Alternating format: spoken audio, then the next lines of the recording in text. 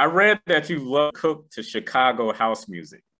So Absolutely. it kind of makes me want to play some more Jefferson right now. But even when I'm visiting Saltbox, I hear a lot of Sirius XM, The Groove with Yes. old school R&B. Just Yes. so talk about the importance of having good music while you're in the kitchen and how the two art forms intersect.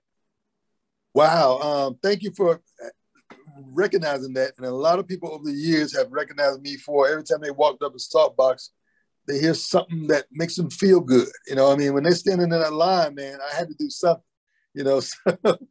But well, first of all, my family was musical. All of my uncles played in a band.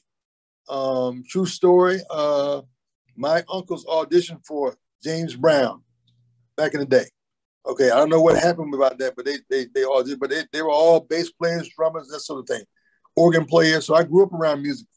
I don't play an instrument, but I really enjoy music. I really enjoy all genres, whatever that means. You know, when you see a hip hop DJ sample something, he's not just sampling a specific style of music. It's all over the place. Some of the greatest hip hop records, man. I study that. Well, it's a great hobby for me, and I study it, and I, you know, came up in the infancy of it, and so I go research the samples and see where the original song, where they pulled it out of from. It's amazing. It is amazing, you know, how it is. So, I compare cooking, man, you know, and food to music a lot because it's so spontaneous and so creative. And as cooks, we sample. You know, we sample for different styles of different cuisines. You know, we were taught in culinary school, the stove or the range is considered the piano, and the chef is the conductor, right? So he plays the stove. He plays it. So I made a correlation. My stove, my range is a DJ set. So, you know, that's how I made the sort of the connection with that. And for me, you know, the importance of music and growing up in a household where people played music, but also, you know, the whole Saturday morning soul train thing, you know, everybody, you know, that's a big deal in my household. Big deal, you know. I was the oldest grandchild, so I kind of grew up with my aunts and uncles a little bit, you know, so I used to see them get dressed up and have parties and that sort of thing. But at the restaurant, man, food and music just goes together.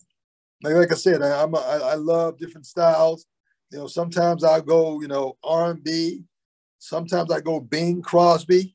Sometimes, I mean, you know, as a child, you watch these cartoons, Tom and Jerry, and a lot of that music was classical music.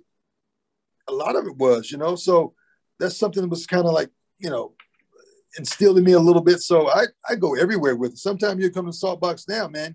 You know, I'll put on something world beats or whatever, or, you know, I'll go Afro, you know, Brazilian, whatever, you know, I'm everywhere. But what's important to me is that it's how it makes you feel, you know, and I try to make the same correlation with food.